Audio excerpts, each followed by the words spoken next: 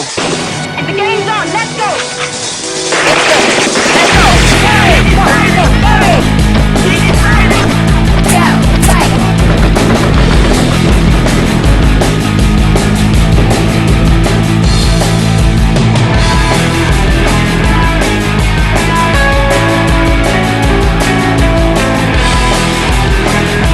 Welcome to another edition of Fighting Femmes, Fiends, and Fanatics. I am Steve Mayhem, and today we load up the pack mules and head to Mexico to prospect for that country's action movie gold.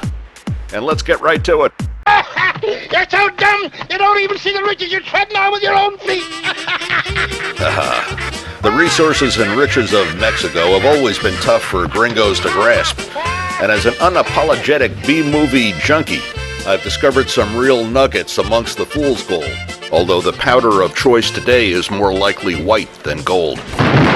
Mexican action movies can be refreshingly straightforward. They may lack the elaborate sets and gloss of Hollywood productions, but they also lack the pretense and stylistic excess that swamp big-budget Hollywood enterprises. Most are stories about narcotics, greed, lust, and most of all, vengeance, with no insult too slight to escape rapid-fire retribution.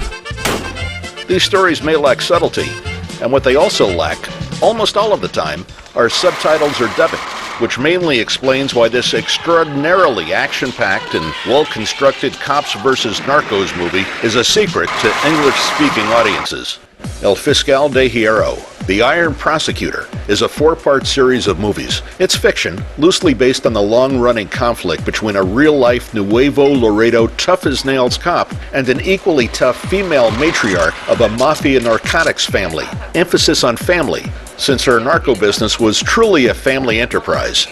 Renowned Mexican singer Lucha Villa plays the criminal mastermind known in the movie as Ramona, and the police chief by the legendary Mario Almada, who has appeared in hundreds of Mexican action movies since the 1960s. It's even more amazing because his film career really didn't begin until Senor Almada was into his 40s. In 1989, action movies like this, while almost always featuring narco gangs, were still generally referred to as police movies, not narco movies. Probably because the police were still the protagonist in most cases, and narco dealers were not yet the folk heroes of today's Mexican cinema and songs. In fact, in contrast to today, there were corridos or song ballads about crime fighters, not the narco dealers. The first 2 movies in the series appear to be filmed in tandem, and parts 3 and 4 a few years later. On the surface, the series looks like a standard-issue 1980s cops versus bad guys chase and shoot-'em-up action adventure. We get a few inside looks at Ramona's narcotics lab and factory, followed by plenty of chases and gunfight skirmishes. As for those, well, restraint is not a characteristic of Mexican action movies. I don't know what happened to the once busy Mexican film director Damian Acosta Esparza, but I've seen several of his movies. And this was someone that knew how to choreograph and film a good balls-to-the-wall gunfight as we watched the police crash a party, hosted by one of Ramona's convivial narco-dealing nephews here. Ramona is a particularly ruthless and vicious villainess. She doesn't hesitate to murder her own lieutenants when they disappoint, and in her battle against Eduardo Lobo, the Iron Prosecutor of the title, she kidnaps and then murders his young son in the first movie, and then her cartel pistoleros, as pistoleros have a tendency to do in Mexican cinema, shoot up his daughter's wedding in the second movie, resulting in his daughter's death. But when Ramona isn't busy killing people, she finds time to belt out ranchera ballads. It's not every movie that has a singing supervillain, or villainess, as the case may be here. The big break with Hollywood-style convention, though, comes near the climax of Part 2.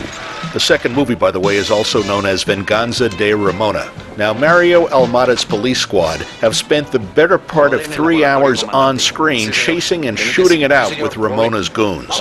In fact, she was captured and tossed in jail at the end of Part 1, only to escape in the beginning of Part 2. Well, finally, though, the end is near. The full police posse arrive at Ramona's compound. They are armed to the teeth and ready to kick some ass. The final gunfight is nearly operatic in its intensity, and plays like a Sam Peckinpah, Sergio Leone hybrid. Today's generation of action movie audiences are accustomed to seeing blood-soaked squib effects and Adobe-style blood splatter. But the stunt team here really lets her rip, with guys flying off balconies and the kind of bullet ballet virtuosity that mimics the James Cagney gangster movies of 70 or 80 years ago.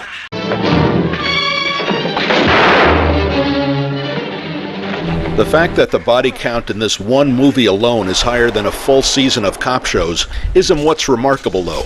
It's that the heroic police posse winds up just as defeated as Ramona's thugs when it's all over.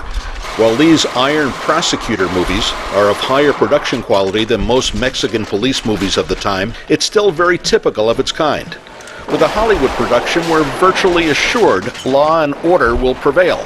It's not just an audience expectation, it's an entitlement. Not so in Mexico.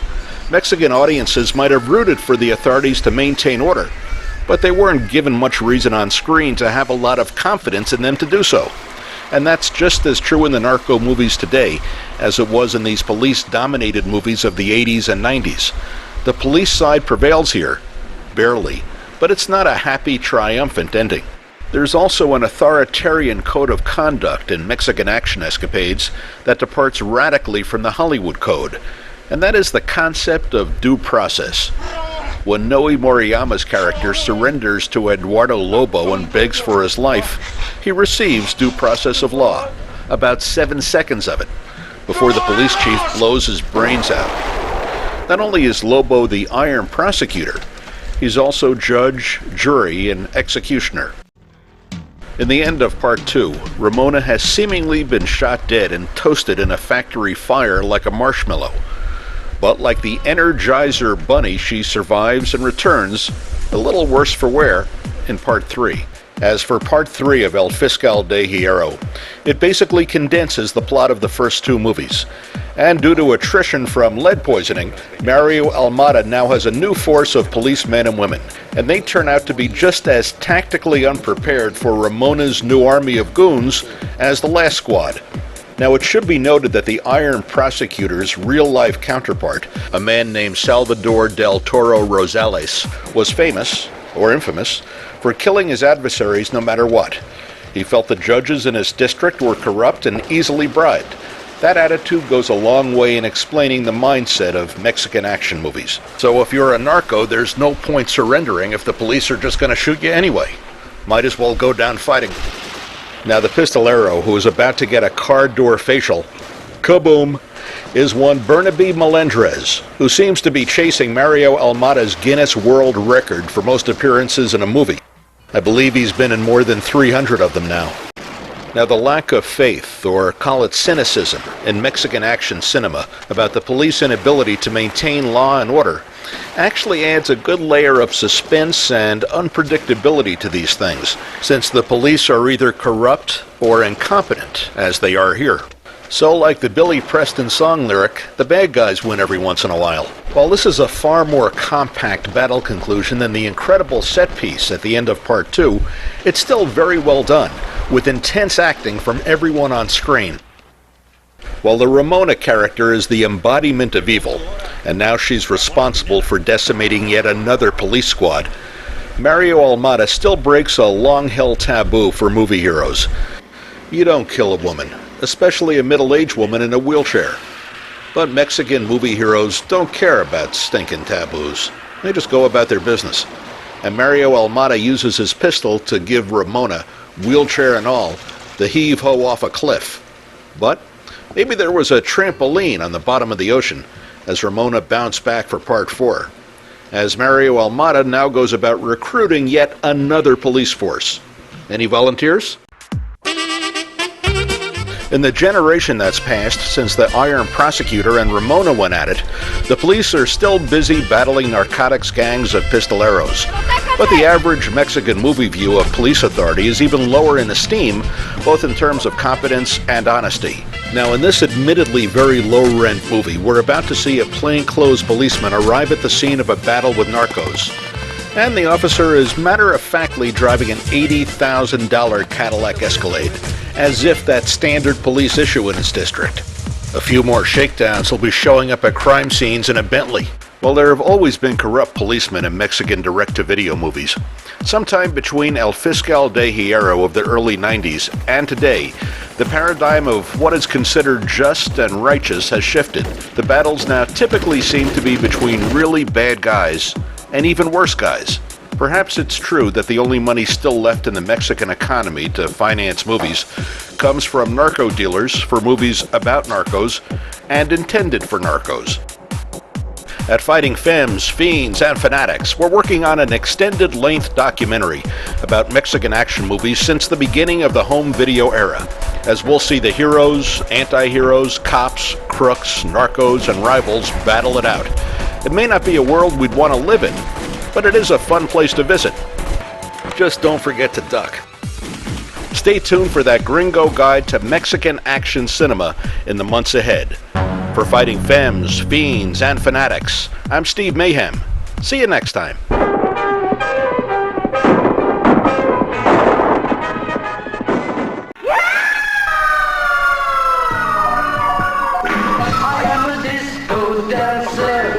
Hi, this is Todd Statman, author of the blog Die Danger, Die Die Kill, aka 40K. Next time I'll be bringing you the disco dancer himself, Mithun Chakraborty, in a Bollywood spy thriller complete with deadly sharks, daring stunts, and dazzling special effects. Not to mention lots of shaking and shimmying. It's Gunmaster G9 Suraksha next time on Fighting Femmes, Fiends, and Fanatics.